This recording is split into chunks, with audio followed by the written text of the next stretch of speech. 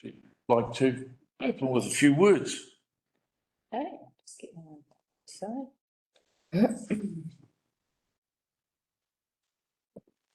I just wanted to say good morning and thank you to all the members who are here today. We are here to use our combined skills, experience and judgment in order to make responsible and appropriate decisions for the benefit and betterment of the Mangawhai Community Park. Thank you. Fantastic. Thanks, Rach. And I've got to say, you probably won't thank me for it, but, a lovely way to start on your birthday. Many years. And it's a big birthday, so 21's an exciting. 21 again. It is. So welcome all. Thank you all for coming. We do have a quorum, so we will move right on and work through our apologies.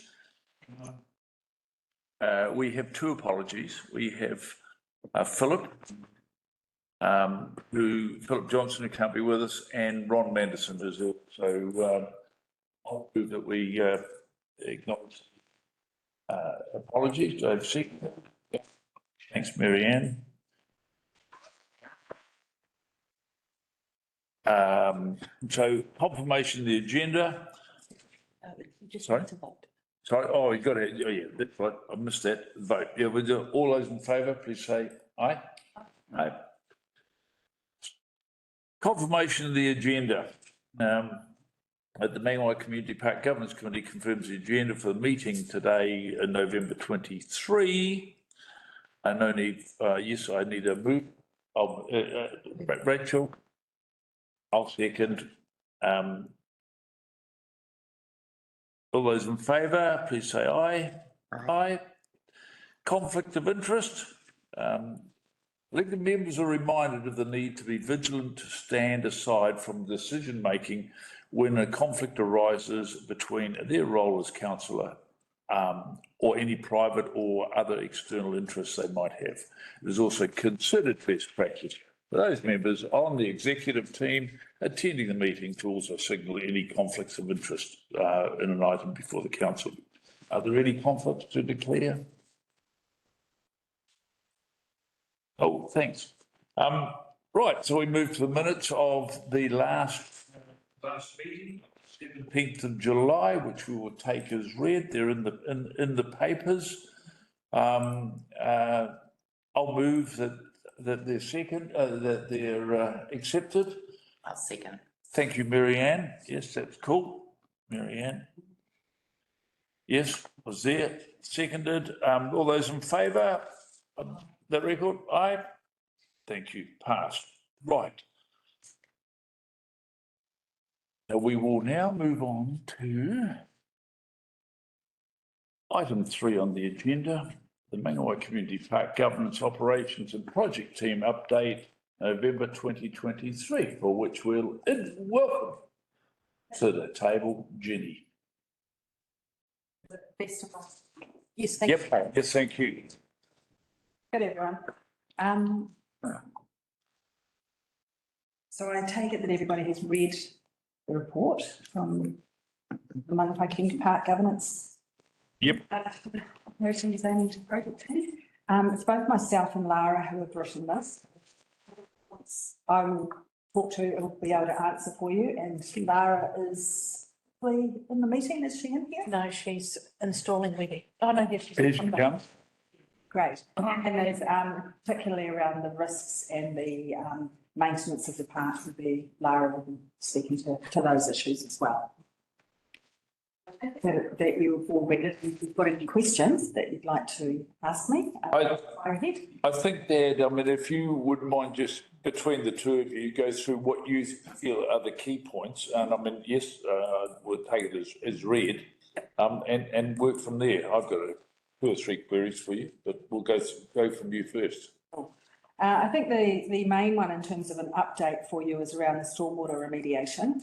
I just spoke to the project manager, Sam Wilson, and in terms of the project is in the design phase, the initial design phase at the moment. So it's with him and with Stella Consultants, WS Consultants. working with them on the overall concept, but we have done quite a few walkarounds, looked at options and what would work best, and also informed the MAS trustees that there will be a period where we will have to close down a portion of the park as we drill through and work with them, and Kate and the trustees have been absolutely fine on that. And so, yeah, so it's design phase and confirming the costs for procurement. So early stages and looking at the option, the most preferred option would be actually doing the work somewhere at the end of February, which would mean that some of things is over, the bowl jam's completed, and all those kind of things that are planned for the park have been completed. Cool, Yeah. cool. So we know more about that one. Yeah. Is Shane Cullen doing this work? It's not at procurement stage yet. Oh, it's not. No, he has been supporting, advising on some of the options, but we're not at the procurement stage. All right, okay, and I see that we've got partially successful for some funds anyway, so we got what happens with that. Yeah, we got 206,500 from TIP, which is what that's what we're working towards, the money that we get from TIP and how far along we can get to with that. Yeah. So will we, I mean, I imagine that all the interested parties and affected parties in the park have been part of the conversations. Just Matt, the only affected party in the development will be MAS. It's not affecting anybody else. So it doesn't affect I never remember which one's first, the fire station or the... Fire station are heavily involved though. Yep. Friends have been heavily involved in the discussions because they're the ones that have been managing the risk with the flood. Okay. Yep. Right. Okay. Very good. I think, if I might just say, I think the comment generally is one, because it's helpful if something's happening somewhere in the park that other people know, like with the removal the day of the lookout. Some people knew about it, obviously the golf club and the other club, but then other people didn't know. Yeah. And then we were trying to find out, well, what is happening? And so it's just, if everyone knows, then it just helps the community generally know what's going on. But I think really that's going to be, you know, the key. Once we get the procurement, and I imagine once we get procurement finalised, contracts sorted in place and absolute timings, we will make the announcements. Yeah, and I think the working relationships are very good now. I think we're very commend everything the council is doing. I just ask, what area would you think will be closed down, or will it sort of be the whole thing in stages? Definitely in stages, and the area that we will have to close down is the actual park, the children's park. Yep. Yeah. So and that's what we've been looking at is that would be done. It's drilling under, so it will be done very quickly and efficiently, so that it causes minimal disruption to the park. Yeah. Okay. Yeah. And then that's moving towards the soccer field, and yes, so that yes. will get closed down.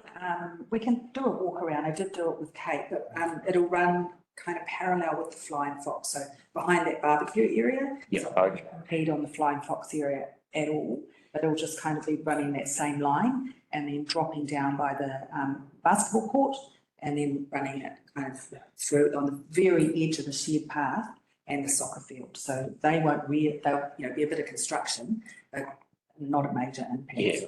Yeah. Do we have an estimated timeline, Jenny? Not yet.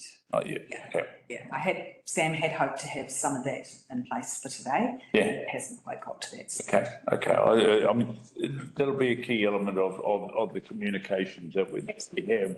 Ruby will do that. You know, any out stages, we'll let the friends group, you guys know. And okay, that's cool. Okay. Anything else, anybody? Any other queries? I think great with the information centre that it's Yes. Oh, Oxman went through and Yep. it's really good plans for what they're going to do with the money. So now, Replace that information centre. It's moved down to, they've moved down to the Ehrlich Cottage. Yeah, no, Already there. So what will go where it was, or what will happen with that area? So it's the extension of the shared path. So that's. come through there. So the shared path will go there and, there'll be the crossover to the other side of, so you can get from much more. But further down, Yeah. Not on the brow of the hill, yeah. the shared path will go past the entrance to the golf club and the club. Yeah. And cross over somewhere down around Albertia, Oh, okay. where it's safe. On the planning. Yeah. And whether in the future there's a kiosk again with some information boards, that'll be kind of at the design phase that we'll come back and Yep. chat to everybody and see, but at this stage, everything will be. In the operations, Jenny, I did have one query about the removal of the lookout. And I seem to recall that there was, and I think that this might actually have come from Friends meetings, so others may not have been there.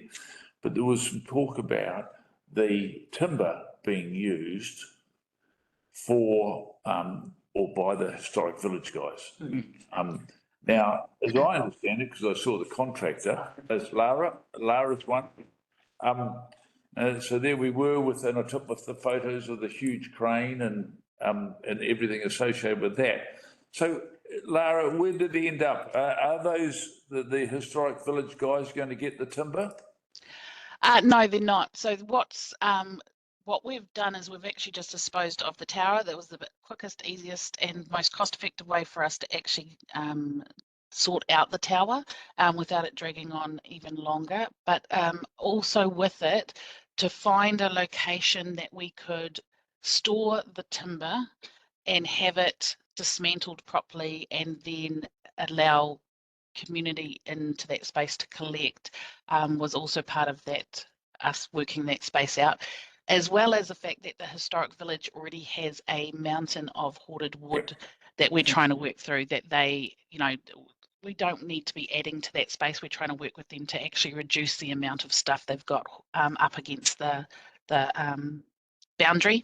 So I spoke with Arnon and said, look, we've got a really good price to be able to just move this over and have it disposed of without it adding to more stuff being Because that's just in the 2 park. points there. With it, yeah, I mean, it's not great importance, but just for clarification. 2 Yes. points. One, Yep. as I understand it, it's gone up to somebody's property at Tara Road where it's going to be dismantled, or Cove Road. 2, can we just have clarification that the guys from the Historic Village were connected with in terms of that decision? Because, I'd probably say no, because we hadn't connected with the Historic Village that they were going to be getting the wood. So I'm not sure where that has come from. it came from the last Friends meeting. So we spoke about the community being able to access it. There was no conversation with the Historic Village group that they were going to be the ones that potentially could receive it. We had spoken to the Historic Village about their need to tidy up the space that they've got of their rubbish, their wood piles, their collection space. But there was no conversation that I've had with them that they were going to be receiving the wood from the tower.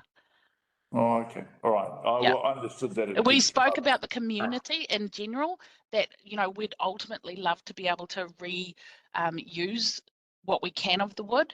But ultimately that was going to end up costing us much more than what that option of having it taken down and removed and disposed of within one fell swoop, because having to have it stored and having to have it pulled apart and make it safe for the community to collect was going to end up costing us far more.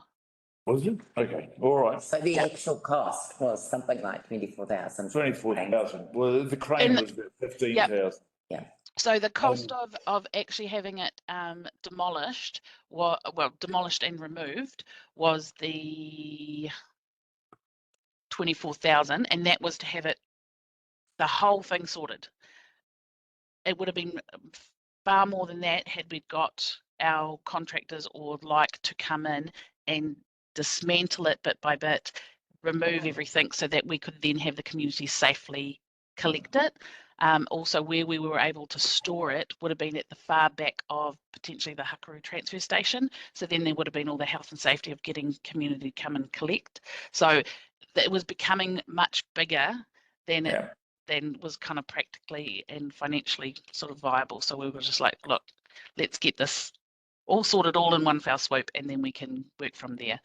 In terms of that historic village group, we need to work with them in terms of the hazards they have on that site now, with their piles of wood, which I'm hopefully about to start having that conversation with them about how we can best store it and work with them to do that safely. Or how they can best use it.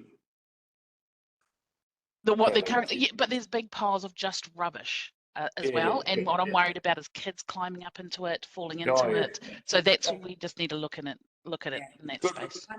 If I may say with the comment that you the large pile of wood, they've actually said that's not theirs, that they supposed to be ours. We don't know. We're trying to investigate whether it is ours as council, which would mean we'll move it on. But yeah, so there's a lot of wood that's there. It looks great, and there's no one who's kind of got ownership. I think Jim is the person to talk. I was talking to him. Yeah, I walked around. So, yeah. And I've certainly been talking to them about removing the rubbish, and I know they've had 2 or 3 attempts to try and get several trailers at the same time. Yep. Okay. I think very acceptable the way it's happened with the lookout, but it was a surprise to hear that it was going as an ornament to somebody's garden in Cove Road. No, it's not going to be an ornament there. No, I can confirm that through our subcontractor that removed it. So where is the wood now? It's just been. It's being stored by the contractor to have it demolished and put down. So it might be sitting on a property right now until they can actually demolish it themselves. Right. And I think that's the important thing about that is for clarity for the community and what is happening. So there's no confusion. Rumours. Yeah.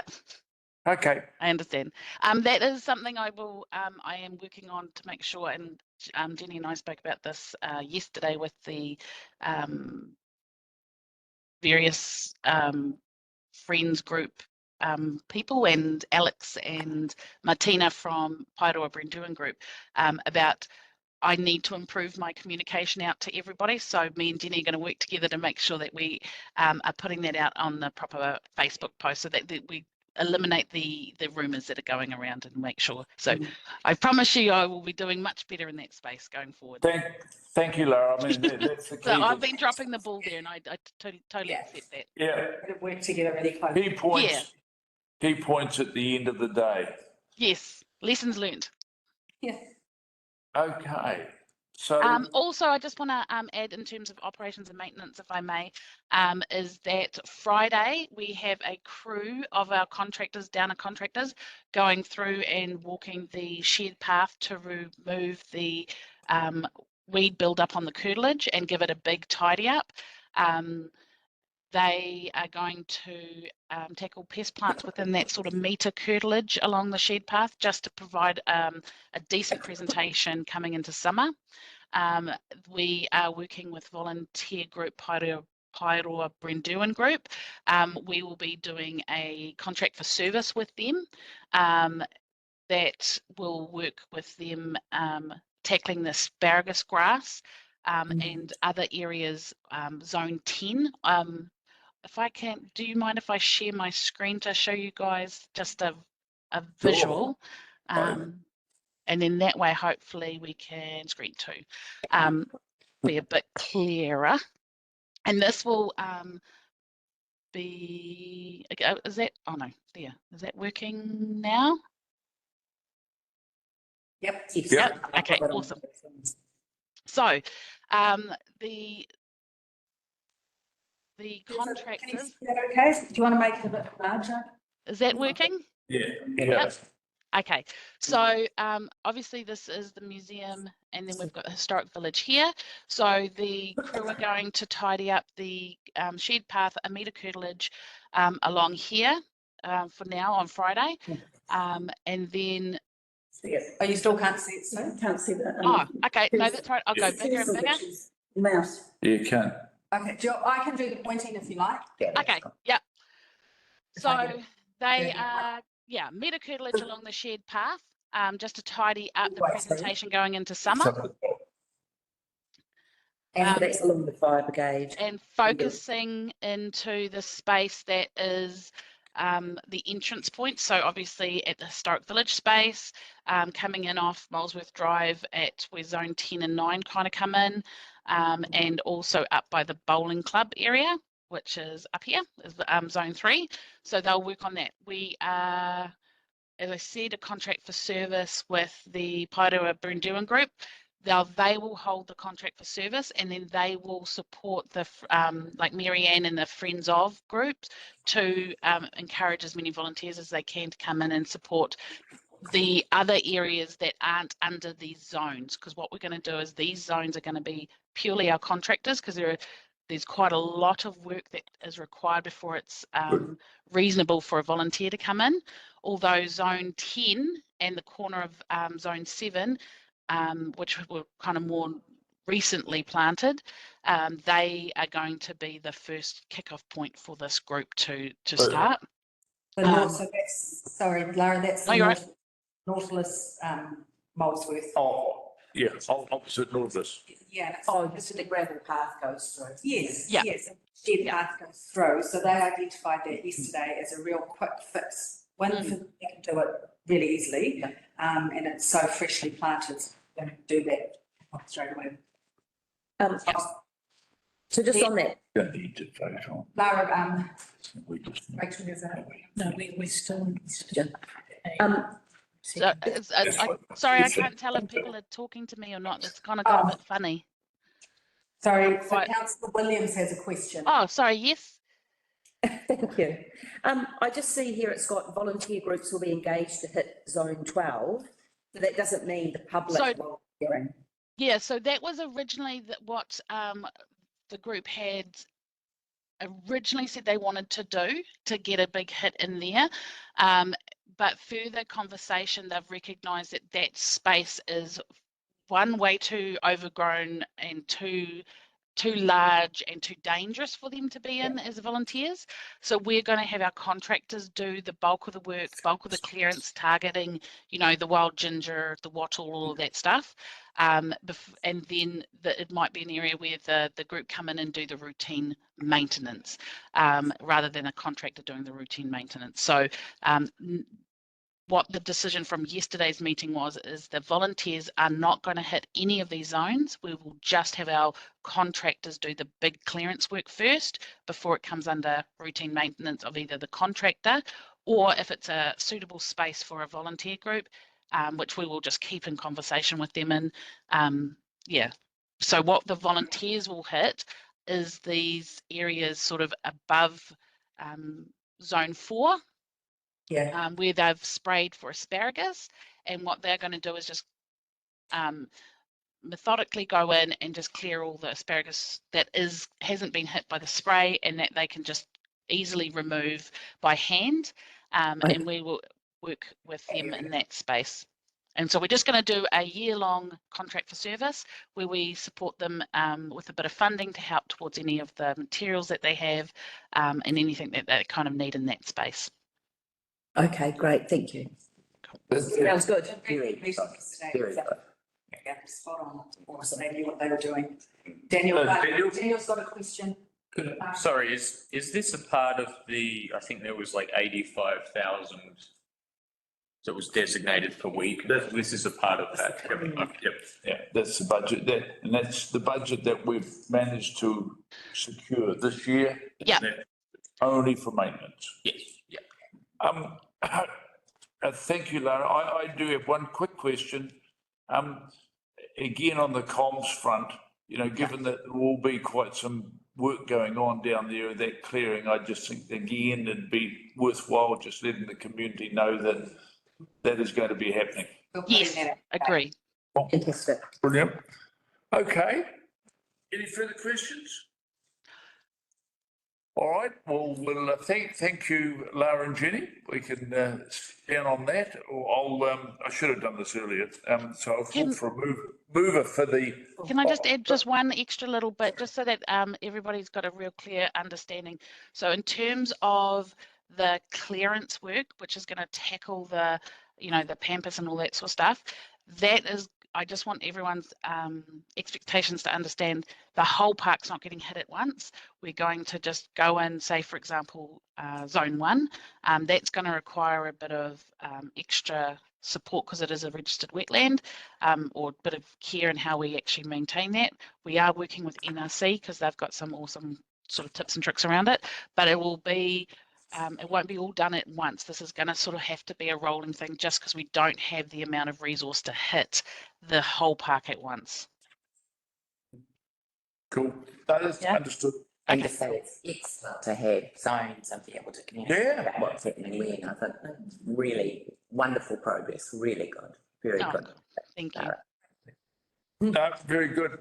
Well, we're happy. So thank you both for that report and for the questions. So we can step down on that one. I think I can. You want me out? And I think you do come back on the next one anyway, Jenny. But the recommendation is that the Mangawhai Community Park Governance Committee notes the operations of the project team update November 23. Can I have a mover, please? And Mary-Ann, seconded Councillor Williams. Thank you very much. All those in favour? Aye. Aye. So agreed and passed. So item 4. Mangawhai Community Park Governance Risk Update. Welcome again, Lara, to take us through. Any comment, any discussion?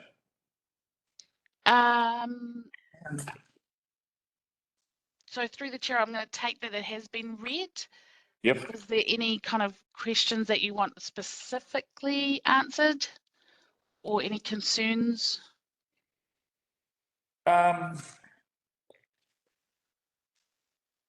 Anybody? I did have one in front of me. That's in 00122. 122. 122. Cool. I know this is a generic thing for across the Kaipara, but I'm just wanting to check that there are no grave sites in the Mangawhai Community Park. Oh, no. No, Right. I'm not sure which one you have. Yeah. She's on attachment 1, so that has obviously been picked up Appendix A. for. Appendix A. Parks, yeah. It's a generic risk. Injury or death from a hazard. And the bottom one, number 7 on the right-hand column, is just about site inspections, including grave site. Oh, okay. So I'm just. I promise you, from as far as I'm aware, there are no grave sites on the park. Thank you. I have one quick question, if I may, please, Lara, and it probably shouldn't be arising in the governance meeting, but just for clarification, you've got your scores in the key to gain understanding, likelihood and consequences up on the top left. So can you just clarify for me how they relate to your inherent score of 16 and then the residual score of 12 on R00117? How this works, because I can see that there is a sliding or a diminishing scale of risk as I read it, as you go all the way through to the last item, the health of public toilet users, etc. I think the best way I could to put your minds at ease, our health and safety team, Glynis, are reviewing how we actually communicate that. So that's quite an older way of highlighting risks to elected members and committees. What it is you have the likelihood versus the risk. It's the two numbers, they get times by each other, and then it comes up with it. It's sort of, yeah, it's Complicated. it's complicated, and we are reviewing that to make it a lot more easier to follow, and also have it so that it's actually applicable to the area we're dealing with. So we are going to review that. So what we do with the risk update, the actual report that we send through, we highlight to the governance committee what actual risks have been assessed for that park. So in terms of Mangawhai Community Park, we have assessed that, the lookout tower was a risk, and our control to do that is to remove that risk by demolition, and which was scheduled for November, which has taken place. The shared path, the erosion and stability issues for that portion that's in front of the Mayor's Flying Fox. So at the moment it is closed off for public, and we have got a fencing to reduce people on either side, either whether they're coming from the shared path or from the Flying Fox, to reduce especially kids climbing up into there, because they see that as a bit of a play area. And we are working through a long-term solution that's going to work for that space, and not have any sort of impact on that Flying Fox. And of course, the playground equipment, that's going to be an ongoing risk to council, because any activity that takes place on our land will hold a due diligence to make sure that the activity and the public are safe with it. And that's where we are just working with mayors. They've been awesome. They are working with our health and safety team to get into a habit of checking and letting us know if they see any risks or hazards and stuff coming through. And our contractors are working side by side with them. They still go and check all the play equipment. And while we work through with the trustees in getting their skill levels up so that they can take that on, but we'll probably always hold the 3 monthly operational checks to just double check the routine ones. And then obviously the skate park, there has been that a risk. Again, we are the landowners, and Jenny and a group have been working alongside that whole space just to work through that, and I'll let Jenny talk about that, and then obviously the flooding. So these are the specific issues to the park, and what we have under control and what we're planning to have as a remedy. So Okay. Through the chair, I just want to clarify that the way that it's been presented is actually officially our risk policy. So it's not old, it's actually new, and it's confirmed by the council. But what has happened is this was done by staff probably 18 months ago to 2 years. They've looked at it, but some of them haven't looked at it again. No. And like the inherent risk might be right, but the residual isn't, because we put a hell of a, Lara and Jenny have put a hell of a lot of work in. Controls in, so your residual risk for sewage spill from public work, that should be minimal. Yeah, that's... and some of the others, I mean, there was bound to be injury, you can't do anything about that, so that's still going to be there. But some of the others might be a lot less than what is actually here, and that needs to be reviewed. Yeah, if we could note that and have that reviewed, because it just, one, the clarity of how it comes about, but two, it didn't seem to be relevant to what we understood as the work that's been done, as Sue has pointed out. Mm. Yes, Sue. Thank you, Sue. Thank you. Much better way of explaining it than me. Councillor Williams. Thank you. I just had a question, and it's not really a risk, but I was at the Mayor's Park in the weekend, and I just noticed the rubbish bins that are provided there overflowing, and they were quite full. I just wondered, when do they get cleared? Is that just the same day as our rubbish day, or is it going to be increased over the summer peak times? I just wondered, because it was Good point. Yeah, seagulls and, yeah, I just thought, oh my goodness, so I just thought I'd mention it today. I think that's something we would need, Lara and I would need to take back to the team that manage that and clarify. Some of those rubbish bins are MES rubbish bins, they're not council rubbish bins, so yeah, we'll just need to just check through that. I think the Maze one will work out. They're all council. Oh, That's one. oh, okay, awesome. Yeah. Yeah, I think we got them removed last Christmas or somewhere around there, didn't we? Our wheelie bins Yeah. left because we didn't want to pay for them. Yeah. Cool. So the only bins on site now are 2 rubbish bins and maybe 2 recycling bins by the playground in the big parking lot. Yes. And all other council bins were removed from the rest of the park. Okay. A Awesome. good point, I've noticed that. And it, I can just say, it does seem necessary to have a small amount of rubbish collection.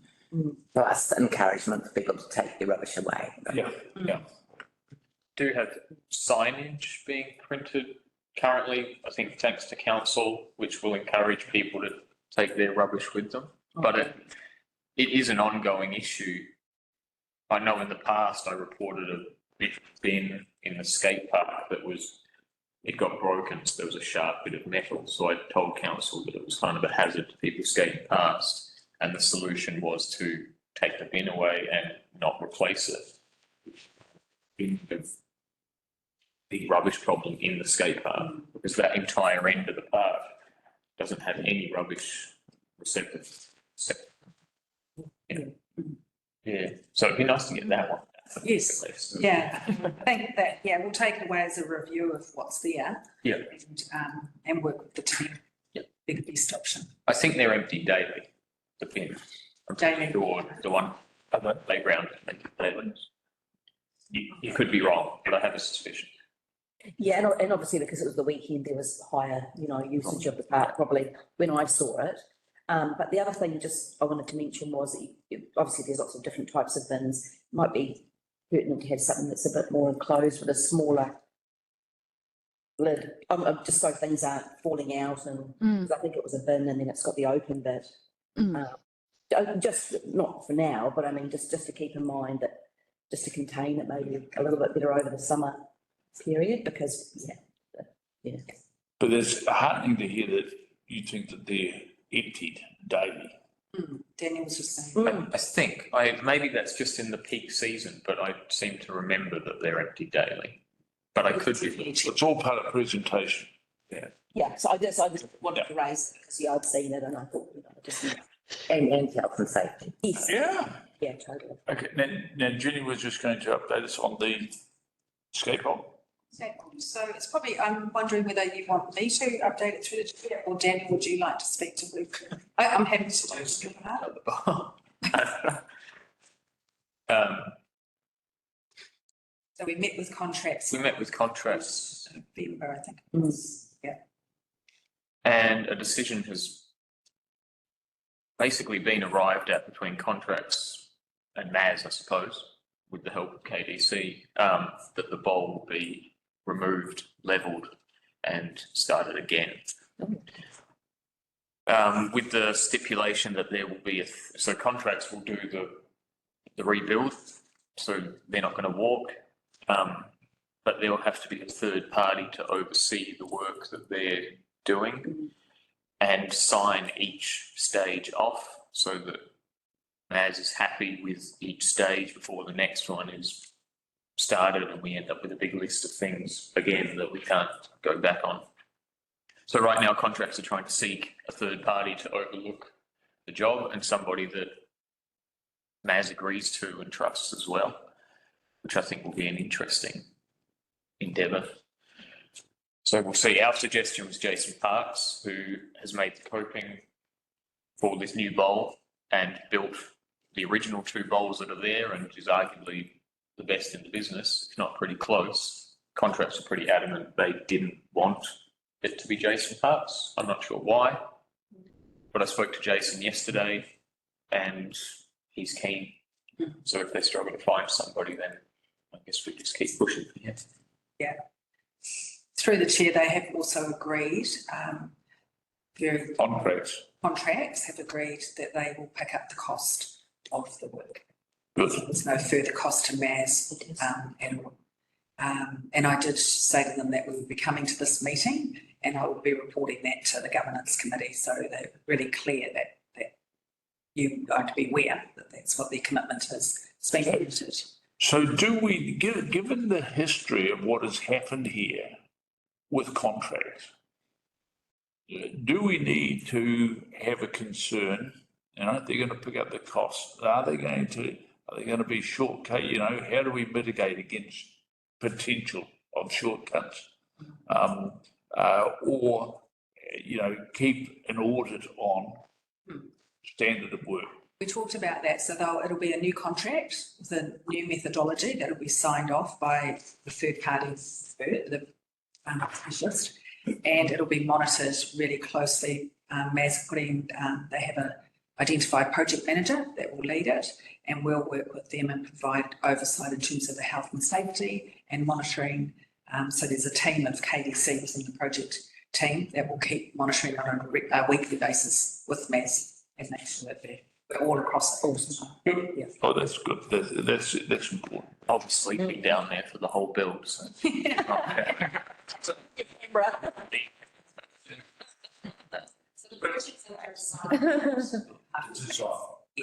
So he will be the project manager for MAS, and MAS also had some legal opinion as well, so they've got support in that way as well. So.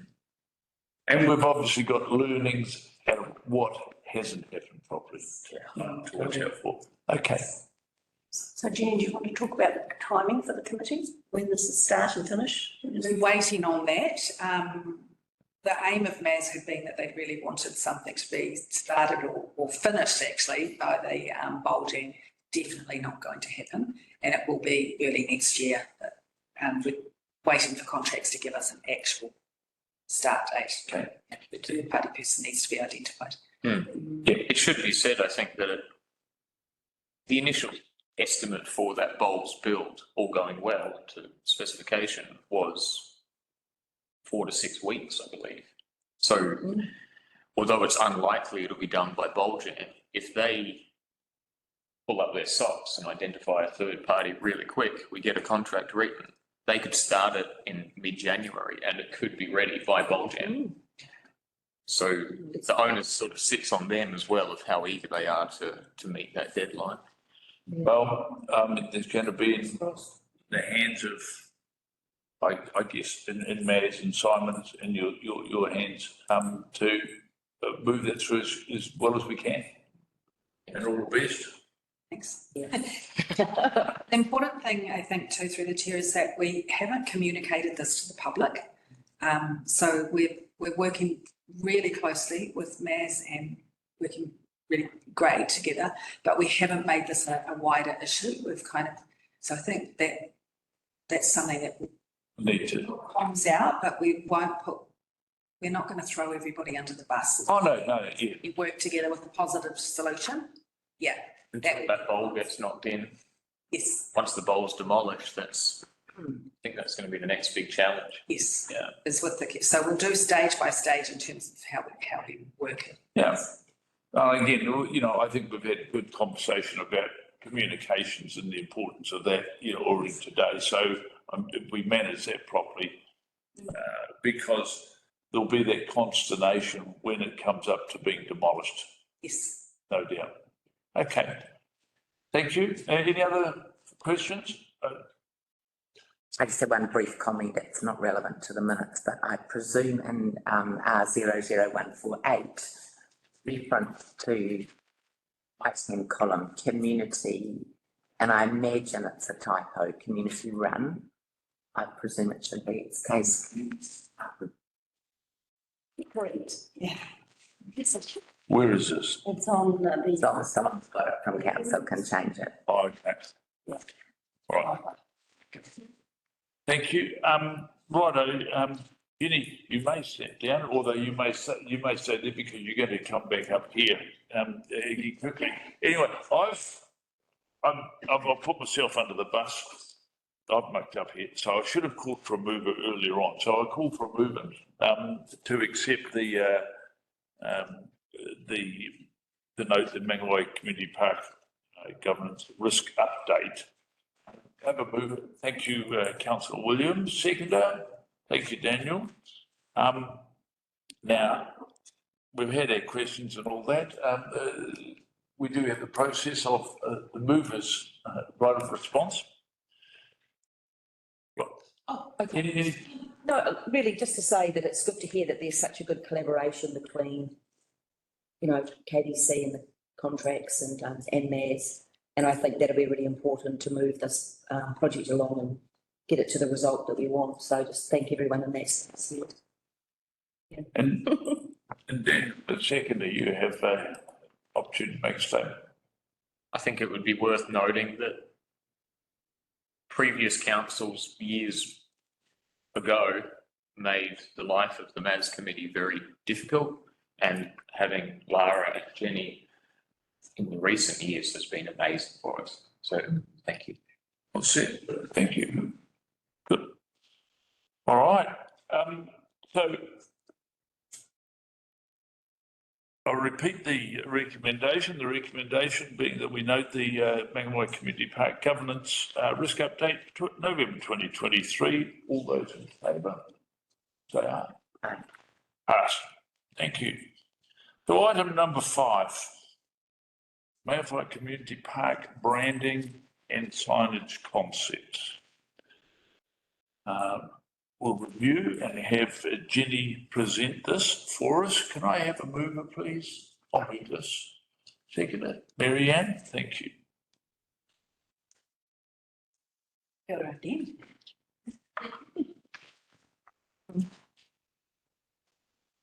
So through the chair, I take it that the report has been read and that you've had the opportunity to have a look at the concepts. Originally, I brought this to the previous committee meeting and I had the body of our operations report and I didn't feel like it was given the opportunity to explore it as well as, you know, it's a really important piece of work. Since then, we took it back to the Friends. We've had Jasmine Horton, our graphics designer, and Gail Fotheringham involved as well in the project. We've worked really closely with the Friends group, had a few meetings back and forth, ideas and concepts, and come up with what the group has been really happy with in terms of ideas for how we would have signage in the park. The aim was to have, because people don't realise that the Mangawhai Community Park is that it's land, they just see it like MAS or whatever. So it's important to encompass the whole park and to give it the justice. So the images you've got in front of you are what we've kind of landed on for the main entrances. Can we hit those on the screen, please? Yeah, just so we've got references we do go through. Because Ben will probably won't have seen these before. I've seen Rachel. Yeah. What page? So the All of them. group have been, we've had a couple of meetings with a lot of Yes, yeah. members coming in and out, changing. Kate's been involved in that the whole way through. I think, Mr Chairman, it's been an excellent process and I think everybody's really delighted with where it's got to.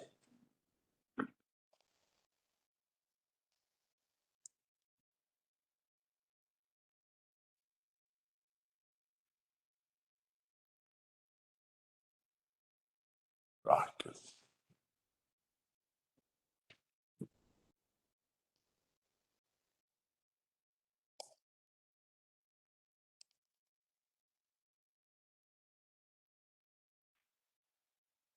So I guess that page is really just the different types of brand icons that Jasmine came up with, that everybody was happy with, that we could kind of move around and put on the different signs. The aim was to keep it as simple as possible, so it's the visual signs as words as well. So Kelly, if you can, are you happy to move on to the? Just scroll on down. That's just the portfolio, really. And now we come to. Yeah, perfect. Yeah. Is there any way you can? Full.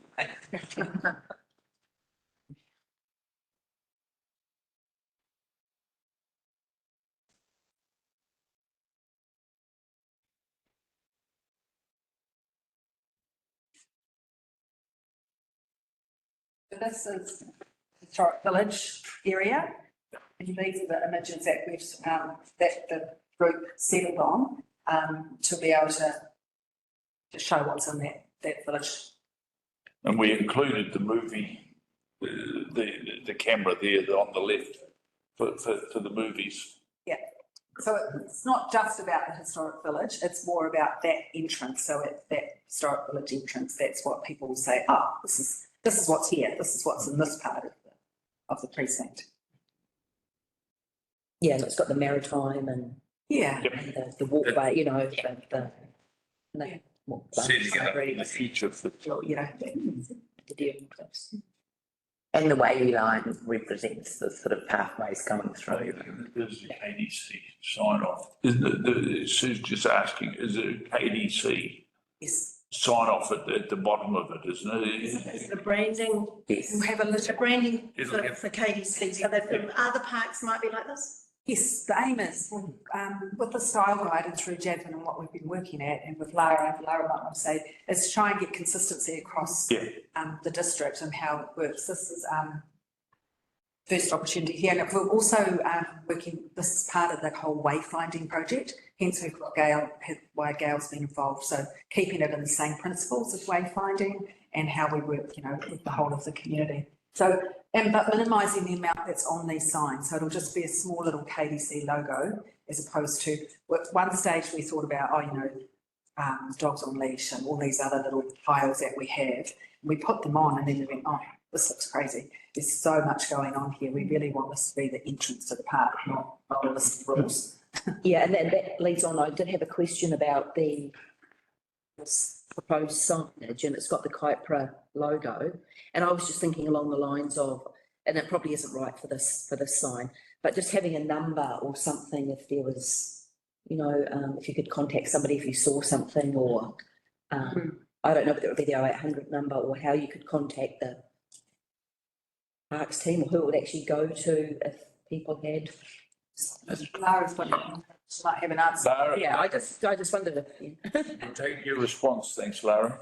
Okay, thank you. Through the chair, we totally agree. So we are going to also come along with some more council specific, looking updates on our signage. So having, yes, that, you know, this is under the administration of council or the management of council, and having the 0800 number, but also having the location. So if you're standing there at the historic village area, that if there was an emergency, you could ring 111 and you know the address of that particular space to get, especially because you've got a lot of tourists and outside of the area visitors coming. And we will look at council directional signs as well, in terms of, you know, walking tracks and the bylaw rules, like with the, as Jenny mentioned, the dog walking with leashes, dogs walking with leashes, dogs on leashes.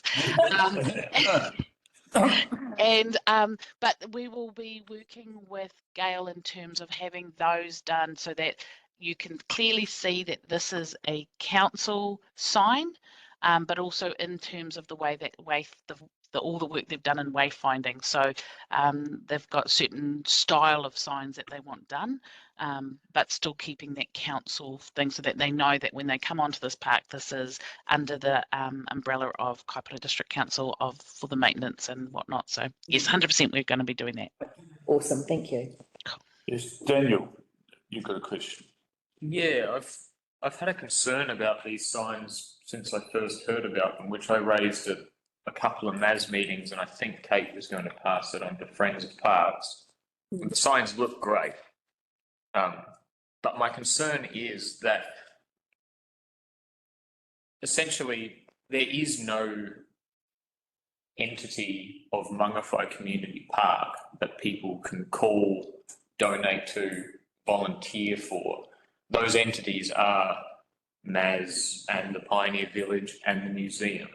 And my concern is that having a sign in a place like MAS of Mangawhai Community Park, which is essentially an organisation that is uncontactable because it doesn't exist, with this is a KDC managed and maintained community space, it takes away an opportunity for MAS to use that same signage and the museum as well and every other space to say, hey, look, although this is a KDC managed space, largely it is maintained by volunteers who need a lot of help that we're not getting and a lot of funding that we're not getting, community funding. So my concern with the signage is that it may as well say this is a council-run park. So enjoy and leave and that's it, as opposed to this is something you can get involved in and we would love you to get involved in. So that's my concern. Thank you, Daniel. Lara, you have your hand up. Yeah, I totally see where Daniel's coming from, and I think we can potentially work through maybe some of that stuff with our website, and so that if anyone was to find the Mangawhai Community Park, we could have maybe profiles. This is something that Jenny and I can work with together, but have the profiles of the trusts and the license to occupy areas, and it's not saying that we can't work with you guys with so I clarify that. I mean, I believe it is a valid point to reference. If there's a huge volunteer entity or a series of entities across the board. So if we are able to reference that specifically, that would be good. And it might be, in the individual ones rather than on the big, on the main, the north and the south entrance signs. It's on the individual areas. There may be also a line where we say this is a KDC managed and maintained. Well, this is a KDC managed community space, but largely maintained by volunteer support. So if we might leave it that we can review that word, and I think there's a good point raised. Is that all right, Lara? You're muted. Sorry, I think that's something that Jenny and because Jenny and Gail have done an amazing amount of work here, and I think this is only just the beginning of what they're doing. And I think having each licensee space having their own identity in that, and how they identify, to have more volunteers help or to showcase, all the hard mahi that they've done. I think definitely that the group will definitely be working with that with Jenny and that. Yeah. Fantastic. Thank you. Hey, Mr. Chairman, we can also say that now the branding is sorted, the Friends of Mangawhai Community Park can have a little bit more of a presence, and will also, for the park as a whole, including particularly the occupied licenses to occupy areas, will apply for some funding to help with, the variety of things that are priorities and for which there is no funding. And we'll have a little presence in the same site as the iCentre, the information centre. Yes, my concern is less to do with funding, I suppose, and more to do with donation. So if I visited a town and saw a sign like this, it looks great, no doubt, and the space is great. But as I read it, it's a council-run park. I'm not donating anything to it, and it's so professional and it's so good. It might hinder opportunities for donations. Yeah. So I think great feedback, thank you. And I think if we can work with the group, come back with some extra concepts around how we're going to work with that to support you each of the individual groups in terms of being able to still get your donations that come through or whatever that might be. And even perhaps consider balancing the Kaipara signage logo on the left with something just representing what you were talking about on the right, just in a small. Something. And then obviously there will be very. I think in terms of our questions, I think that the question has been raised and I believe it's been noted. So if there are no further questions. I just had a comment that, I just want to reiterate that I think it's really important because park is how it is because of the volunteers over many, many years, and that's what Mangawhai does really well. There's a lot of people who put in a lot of time and money to support these voluntary, groups. So I think even if it was a separate sign where they, you can scan your phone or it takes you to a website where it explains the story, I think that would be great. Good.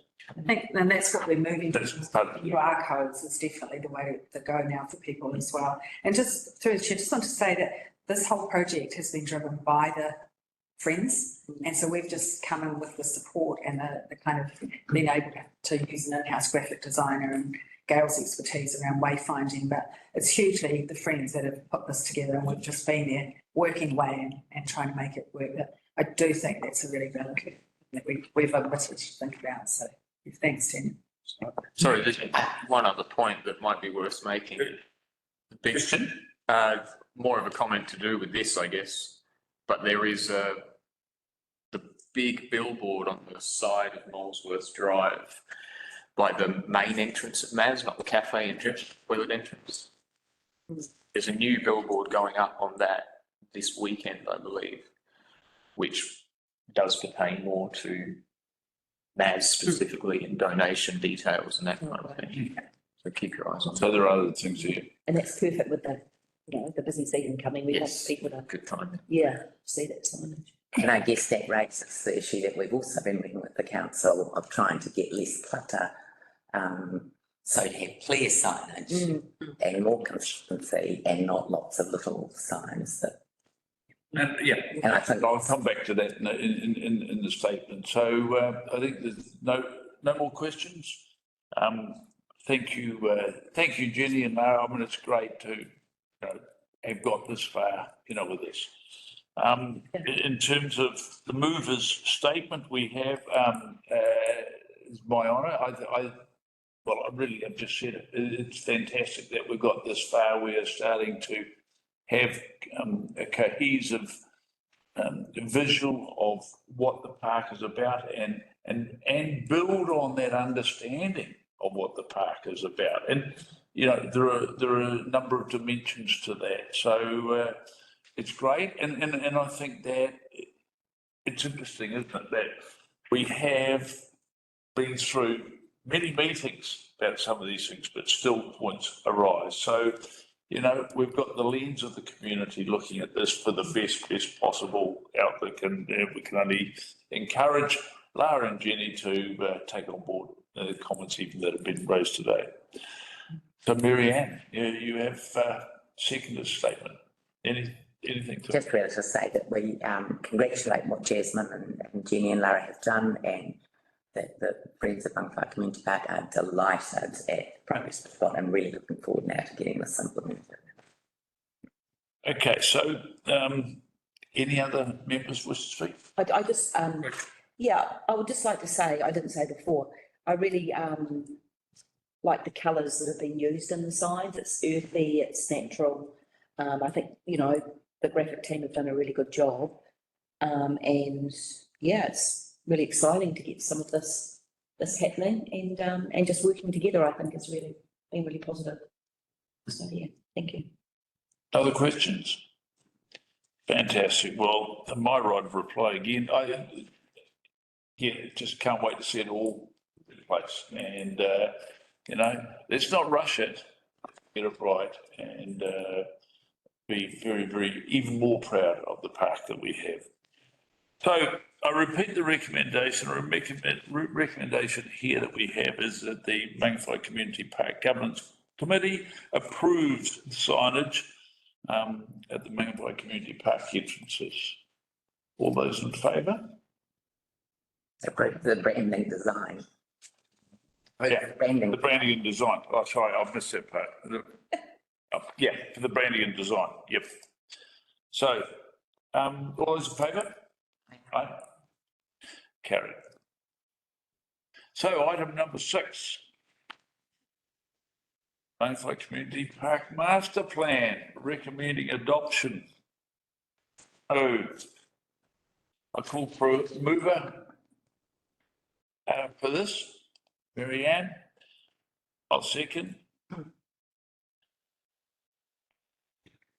we welcome Mr. Mark Shures to the podium. Mark, the floor is yours. Yes. Okay, so we've been working our way through the process, doing the master plan and working towards having a redrafted master plan. We've gone through the and it's approved by this committee. And now we've got a graphics version. We've got the nice graphics added. So it's been circulated around the friends group and also by emails to yourselves. And now we're at the stage now where this committee can take that and recommend that to the council to adopt for public consultation, so the community can look at the work that the committee's done and let us know if they are in support or in support of particular aspects, or if they'd like to have changes. And once we've got all their submissions, then we can review, this committee will then review those and then have a chance to amend the document before recommending a final to the council for adoption. I've included a resolution in the report there for the chair to work with the chief executive on any editorial changes. So if there's anything in that the draft document which I think needs to be tweaked or amended, they can be discussed now, and then following this meeting now we can start and go make those amendments before it goes to council. So that's essentially where we are up to with this now. Is there any questions on that? Do I need to cover more about the recommendation for this committee to be appointed as the hearing panel? Here are the submissions on behalf of the council to recommend to council changes to be made. So that's all, that's Up on the. four of us? Or so just whoever's on the governance? Yes. Okay. So the recommendation to council would be that this committee, full committee, be the hearing panel. Yep. Rather than full council, the Kaipara District Council. I think it's a good idea that we have, that we all hear from the community. And that'll be for your background, Daniel, is that'll be after it's been consulted. With the community. We have any responses from the community, we hear if they want to present and hear what they have to say. It has been well consulted through the community. I can't recall, I seem to recall a figure of 76 responses. And so those have been adapted into where we have got to with the plan. So any questions from committee? For Mark? I don't know if it's a question, but and I should have emailed back sooner, but it's something that skipped my mind. But I did notice I picked up on two things in here that were not correct in regards to MAS, but one of them has actually been amended since the copy I got emailed. But the other one is it states that we have the largest bowl in the country, which is no longer true. Unfortunately, Wanaka beat us by half a foot. Oh, wow. Is that just recently? No, that was actually a few years ago now. But it's something that the amount of skate parks being built in the country, it will probably change again in the near future too. So just, Okay, that's good to know. it's being Be aware. picky. But Got to get it right. So that was I did have a question on towards the end, area below the park. Area below the area below the Mangawhai Club. Now, and Mark, in your report, you say the area below the Mangawhai Club is envisaged as a site for a future library. So it talks about and community hub. Can you just elaborate on what you are meaning when you say community hub? Yeah, so we are going, we're going to amend that, and I was just working with the comms team who are also doing the consultation on the long-term plan. around what wording we maybe make some amendments here around this has been identified as a site for future development, but there's still some questions around what exactly a community hub would entail. If we wanted to include things like accommodation, like office space for staff and council chambers, etc., that site may be too small for that and a library as well. What, the area or? The area. But you could put a building, you mean the building area? If you want to, because if you want to have staff offices, council chambers, parking to support that, plus a library and parking to support that, and maybe some conference rooms or meetings or community meeting spaces as well, and associated parking, that space may start to prove too small. So we might need to just review the wording of that, see if we make it that is an identified space for further development, such as potentially library or community hub, but and maybe be less specific around exactly what. Well, and certainly, I guess that's the question answered. The subsequent question, I guess, is that if that is the case, I mean, overriding, is it correct that the overriding factor, in fact, is to have, as part of this community hub or council facilities, to have a suitable facility for civil defence, an emergency, where it is not fit for purpose, where it is currently located. So that would need to be considered as part of it. I think possibly the better wording would be the potential. Yep. Future development, just leave it, you know, I don't think we need to be probably too specific in that space, because that would go through LGP and there'd be much more, you know, specialised consultation than what we'd be having in this process. Yeah, apologies, teams, I was on leave yesterday. I have got an email here from Ruth from the comms team with some suggested wording, which we can work on that and with the chair following the meeting today. Just the editorial changes. The direction that we get from this committee is that if we were to look at a community type development in Mangawhai Community Park, that would be the location where it would be most appropriate. The details around that, the editorial changes, the same to might work to review with the chair to try and the main thing we're trying to do here is make it consistent with the questions that we asked as part of our consultation about long-term plan. Yeah, I think that's the key thing, because we've already asked questions through this process about the library being there. Yeah. So, and that people have come back And agree. yeah. So I think it's just, now we've got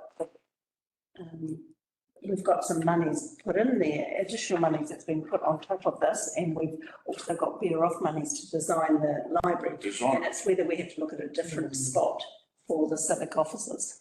Yep. I think that might be what we're leading to, isn't it? That, and we'll need that for the long-term plan, so it might be that they're two separate, but we should really be checking on that.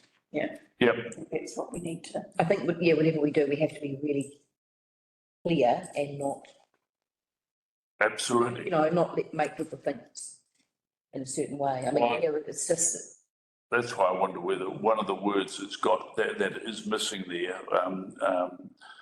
you say for a future library and community hub, and I just wonder whether the word council. Civic officers. Yeah, civic officers has to be brought in there, but as you say, Mark, we can talk about that. But it's, you know, I wanted it out there on, you know, on the table. But so you'll work through that, and then would you bring it back through around the?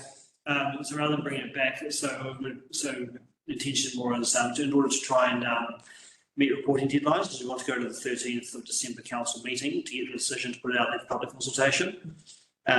So and that will get us out for consultation before Christmas, and so people can have all of Christmas and, you know, a good part of the summer to write submissions. Want to give people plenty of time, and over that period when people are visiting Mangawhai as well, for people to engage with us. So we're wanting to have these matters discussed openly by the committee and find where that consensus is. And in terms of the exact wording, if you are happy to appoint the chair to work with staff on that. And I would share. Yeah, that's what I mean, just an email. I just email share, I'm email share.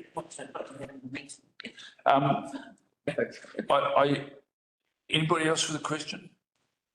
I do have another. On page 48 of the report, I guess it's going to be page 12 of the actual draft. The bottom of the second paragraph says, park should include ample parking, recognise the prominence as a destination park, not just for local residents, but for those living on Mangawhai's outskirts. Mark, has there been, I know that part of the parking is down the Mertz Hut location, down on the western end. What consideration in delivering on that has been done for that, expanding that park, the current car parking above the bowls club, golf club, and actually even if we do have this community hub council facility, that area in behind the bowls club, between that car park I'm talking about and where that facility could be. Yeah, so what we do is we've started in this by identifying the priority for car parking and the areas where they could go. So we've looked at the, yes, there's the Mertz Hut area, there's a little bit in there between the Mertz Hut area and the museum. There's the parking around the club and behind the club there where the lookout tower was. So all of that's identified for optimisation and possible expansion. The community hub, we haven't talked about the about parking in that area, but by identifying it as a future development site, parking can be included as part of that design. So that's essentially where that is. That's identifying the priority and it's identifying the areas where it's appropriate in the park. In terms of the progressing it through, like starting to design it and get it ready towards construction, that won't come until after first as master plan design direction for the park. Yep. Easy to start what they think about that and the final version. Then you can start taking that and saying, okay, we've got a list here of things which we said we do to progress the park. Let's start taking things from that and putting a budget against it, saying, okay, in here, 5 of the LTP, we will do this, we will do that, and budget against it. And then we can start to go to our engineers and start to say, okay, let's design this, let's design that, let's get cost estimates, let's put it in the LPP or so many dollars against it, and then decide where that's appropriate, in terms of timing and so on. So that's the pathway that's on. So we start by identifying the need, if it would be an appropriate location, where we're heading with things, and then we'll go to our engineers after that. Cool, thank you. Councillor Wood. Thank you. I just had a query on the Thelma Road where the Mertz Hut area is going to be with new car parks, picnic area, walking cycle tracks. Is there any specific consultation going to be done with the people that live down Thelma Road to kind of, make them aware that this is actually in the plan and will be directly happening down their road, just to look at a mail drop to local residents, to residents around the park. We've got all around the park, so including the residents there. Okay, because it's just really important that they understand that this is, they can make submissions and that we can hear their. And we do want thoughts to on it. get their thoughts. Yeah, definitely. I just thought that would be really important. Yeah, thank you. Okay, thank you. Well, no further questions. Thank you, Mark. Oh, Say that Mary. in relation to the forest interior and more broadly, we do have quite a lot of mention of exotic weeds and weed control, but very little about predator control. I just wonder whether we should add that.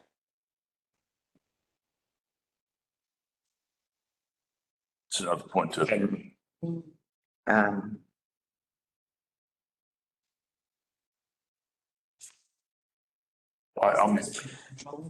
and I had written in relation to, I think we've overdone it a little bit now in relation to Mertz. We've got 2 sections, so we can condense that a little bit. And I think I've emailed saying that it needs to mention the smoke as well. So that's about Mertz, is it? Okay, all right.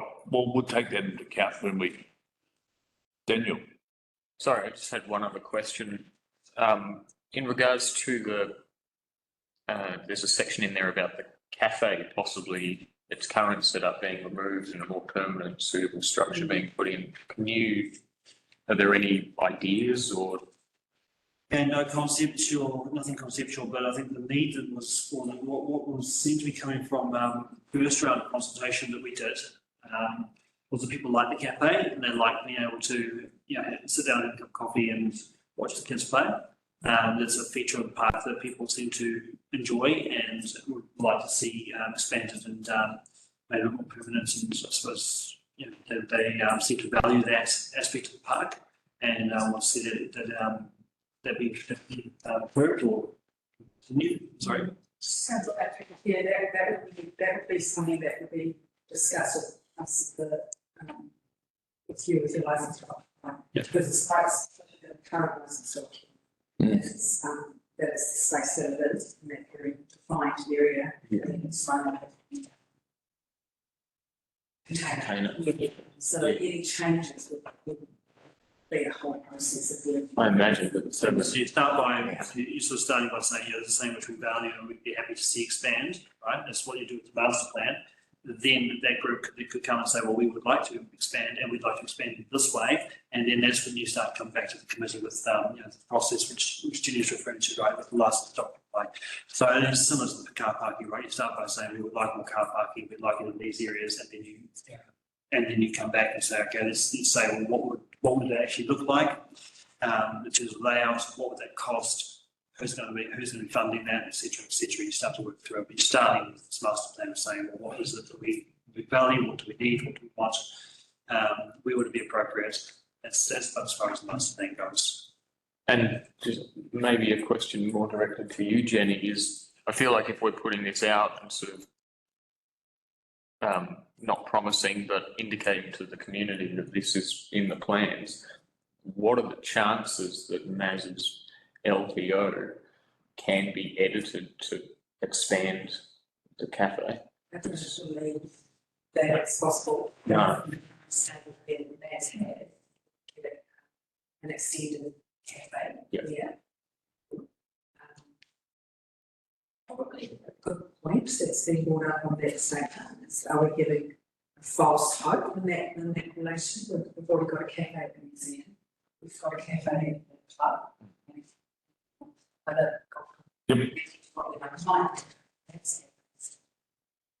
I can imagine the cafe owner reading this when it goes to consultation and getting very excited about what he would perceive as a promised permanent structure. They're very clear in terms of commercial activity there. It's not quite a strict license structure of sublease of that. So it may be something we need to consider taking. Yeah. Good point though. So we've got 2 or 3 things that we need to work through. And I guess Mr. Chairman needs to be very clearly in the context of long-term management plans so that this understanding, things might be different in 10 or 20 years. I think it's essential to have a cafe there, and the comments about surveillance are important. Yeah, I mean, you need to have refreshments and that whole area. I mean, it's tricky in summer, it gets so busy. It's nice to have its own cafe and. And previous consultation have indicated. Yeah, I think that's really reflected in where we're at with that. It's a matter of, are we What we're in. allowing or are we offering the potential of something different? The wording, Mr. Chairman, further up, the presence of a not-for-profit cafe raising funds for the park should be maintained and the facility enhanced. That's That's very solid, isn't it? Yeah, that's the spirit, and It doesn't need more than that. I think that I mean it's just really those last 2 words, facility enhanced. That what does that mean? Is that too elaborate? So let's come back to that. So Just one more question, Daniel. just on that sentence that was read, and I kind of have got an answer for this, but maybe it's worth going on the record, is the cafe itself isn't not for profit. Right? It's not for baby, it's subleases pay that they reach a certain level and to they pay you. It's actually get a. As far as I understand it, they pay us rent. How you word it. Oh, Certain level take its rent, what you do. oh, definitely, So how- but not for profit isn't accurate, because if that makes a profit, he gets more of it than we do. Yeah, otherwise he wouldn't have a business to run. With the man's. It's not even, it's Right. that one. That would, I think that needs to. Just, yeah, again, from a community perspective, reading things like that makes you, takes the decisions you make, well, they're not accurate. Won't do that. Yeah, I mean, that'll be what we do subsequently. Well, that was just a discussion we had. Yeah. It does help, yeah, Yeah, money that we gain through rent, 16 of that. maintenance and assets and that type of pretty nice. Just under the So man's. again, it doesn't actually need those words, not for profit. No, it could be changed. Oh, there it is. Yeah. And it's the same for museum entry and One other work on is that, calculating evidence, it's there to get ads. It's good for matters at the end of the day. We don't want to, we're not giving concessions to have like a royal cafe. Point B. Commercial cafes, right? That's not what that's about. The other one was, We'll find some wording. Okay. yeah, community hub. Good consensus around the tables, that's. Yeah. And things like words like, in advance, you can start like painting it, painting your office. Yeah. It's details of community. It's live. But do I think I'm confusing too. Are there two documents? Is there one that Shouldn't be, it's all one? Okay, shouldn't be two documents. okay, that's cool. Okay, so we'll wrap up the questions. That's been good. I think that there's two points here to note before we go on to move a statement is that, Mark, that we're looking at certainly clarification and rewording around the community hub dash council civic facilities. We sort of feel that on page 49 of the report, or 16 of your draft, perhaps we need to certainly review whether we leave in or take out, I should say. Point B, support the upgrading of Mayor's Cafe with a permanent building and seating that offers a view of the play areas, because that's probably a step too far. I think that they were the two key points. And just the other one about the Thelma. Oh, and work with the Thelma Road residents. So, okay, thank you all for your questions. We come to Mary Ann, move the statement. yep, Oh, sorry, Mark, you can step aside. Thank you for that. Thank you for your work. yeah, I propose that we accept option one, recommending that council adopt the draft master plan, given the particular considerations we've just identified. Okay, thank you. And as seconder's statement, I too, I mean, it's been a long time coming, and it's great to have this and to have such a resolve around this wonderful community asset. I think there's a couple of things. It's good that we have telegraphed the need for this additional car parking, because we're looking at developing our facilities, and, who knows just how much of a draw card the likes of the Deering facility will be, in the future. So, we're not going to get away from people travelling to the facility in cars. So we've got to be realistic about what we provide there. And I take also on point the comment that was made about predator control. And I know that we've started that, and I think that you've got a great example, and unfortunately, they don't promote it nearly as well as they could or they should. But you've got a great example next door in the golf club, where in getting on for 25 years involvement or affiliation with the golf club, I've never seen so much bird life. So there, and you know, where the golf club has just worked on a program of predator control over the last 5 years, and it is just amazing the variety of life that we are seeing, the proliferation.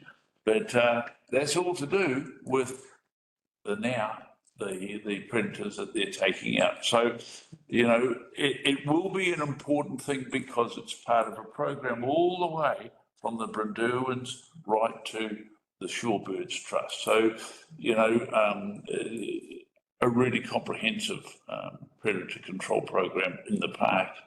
This part of the park will be key. Thank you. That's those. Anybody else wishing to make a final comment? Yes, Rachel. I'd just like to thank, Yes, so you go. thank Mark and his team for all the work, and I think it's actually the way the document's set out and with the actual, you know, graphics and the explanations, I think it'll be really easy for the community to read it and be able to have input. So thank you for that. I think you've done a really good job. Well said. Thank you. Okay.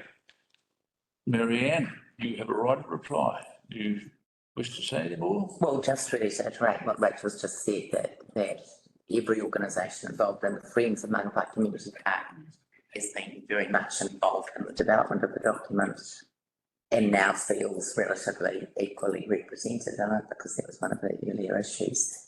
So congratulations to Mark and Jenny, and I think it's great work. Okay, so we'll move to the recommendation. We're going to just have it on screen. So there's the 3 points to the recommendation. And I don't believe there is a need for any change. We are, other than to say we will note the points made vis-a-vis deleting the cafe sentence, the community hub. We've made those points, so that'll be registered by Mark. We'll make sure changes and bring it back to you to put it captured correctly in the discussion. So that's what that first resolution is just saying that it's. That's right. Yeah. Yep. So all I'm doing, I'm making the point that we've noted some specifics already. So all those in favour of the recommendation, points A, B and C, all those in favour, please say aye. Aye. Aye. Carried. And with that, I'm very pleased to say we've completed the day and we will close the meeting and Rachel can go and enjoy her wonderful birthday. Thank you all for coming and thank you for your attendance and thank you all staff for all your inputs. Great. Thank you.